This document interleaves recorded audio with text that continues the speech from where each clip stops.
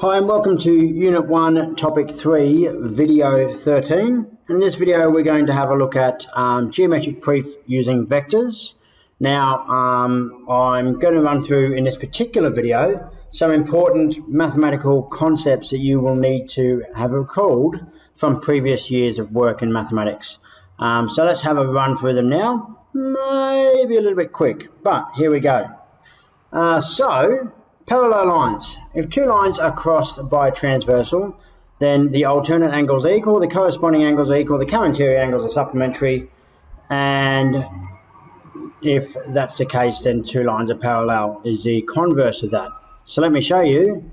If we've got two parallel lines, and I actually think I've done a pretty bad job there, but that's okay, and that's the transversal line, well then we have in purple, these two angles are equal, they're called alternate angles.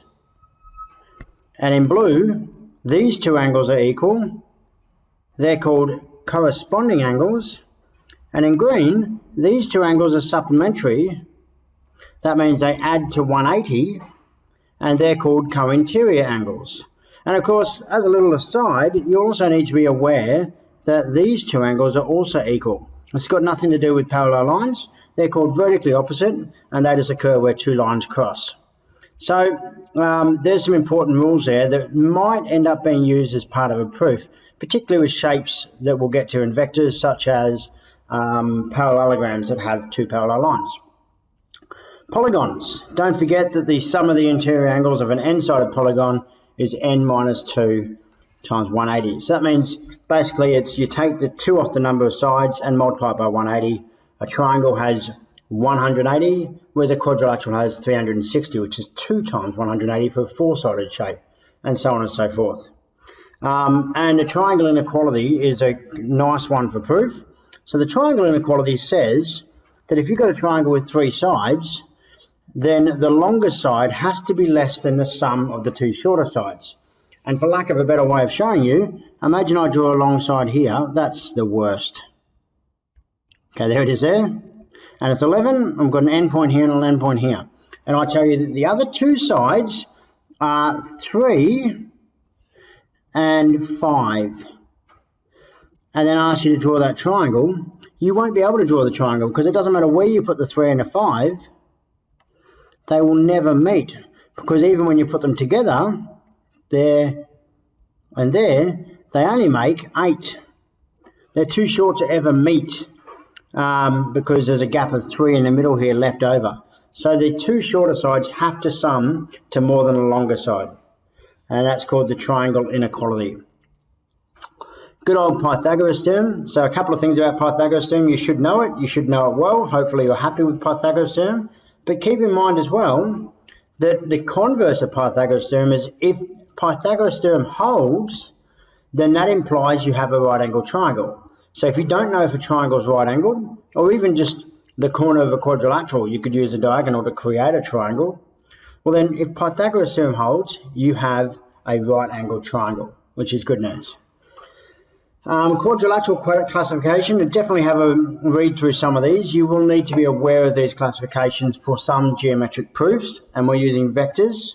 But it's important to recognize that a square is the most constricted type of quadrilateral. There's so much going on with a square. 4 equal sides, 4 equal angles, diagonals are equal, diagonals bisect each other, diagonals meet at right angles, all this kind of stuff going on. And then a rectangle is pretty restricted. It's got opposite parallel sides, it's got 2 pairs of equal sides, right angles, all the same stuff as a square, with a little bit less because 2 sides is 2 pairs of equal sides, not 4 equal sides. So a square is a special type of rectangle. And a rectangle is a special type of parallelogram that just happens to have right angles. So a parallelogram just has to have opposite pairs of parallel sides and opposite pairs of equal sides. And a rhombus is a parallelogram, except it's what a square is to a rectangle. So a rhombus is a parallelogram with 4 equal sides. And then a trapezium is the most loose definition in this set. So a trapezium just has to have 1 pair of opposite sides parallel. So therefore, a parallelogram, rhombus, rectangle, and square are all special types of trapeziums. But there are other trapeziums. So be careful, particularly with trapeziums, because often you say trapezium and people think this. There's a trapezium. And this is sometimes, if this side is equal to that side, it's called an isosceles trapezium. But this is also a trapezium. If I've got that side there and that side there, and they happen to be parallel, and I connect them, that's also a trapezium. Because it doesn't matter about the rest, it's got 4 sides and an opposite pair of parallel sides. And that defines a trapezium. Congruence and similarity. It's worth pausing here and having a read of this, or listening to me warble on while you have a read of it. But basically, 2 shapes are congruent if they are exactly the same. And you should have done some work with congruent triangles in the past. And so there's definitions for congruent triangles. There is a chance you might have a pair of triangles defined through vectors, and you have to show that they're congruent. And you'll need to understand that you need to show that the sides are 3 pairs of equally magnitude sides, or maybe there's a right angle, and you have to use a dot product to show that and use RHS. Similarity is similar to congruence, except we're saying that 2 shapes are the same, it's just one is an enlargement of the other. So there's an expansion factor, but otherwise the proportions are the same. So if it's twice as high as it is wide, well then the bigger one will also be twice as high as it is wide. It'll just be bigger in both dimensions. So you have similar triangles, but you have similar shapes as well. And you can prove similarity within triangles using similar rules to congruence. But we're dealing with proportions rather than exact equal. So in congruence, you have to show that 3 sides are equal. There's equal pairs of sides. In similarity, you show that there are equal proportions of sides, i.e. all the sides in the second shape are twice as big as the sides in the first shape, for example. And then there's some stuff here to do with the scale factor of similar shapes. So a shape might be 2 times bigger than the other, then that has a scale factor of 2, and then the scale factor of an area will be squared the length scale factor, and the scale factor of a volume will be cubed the length scale factor.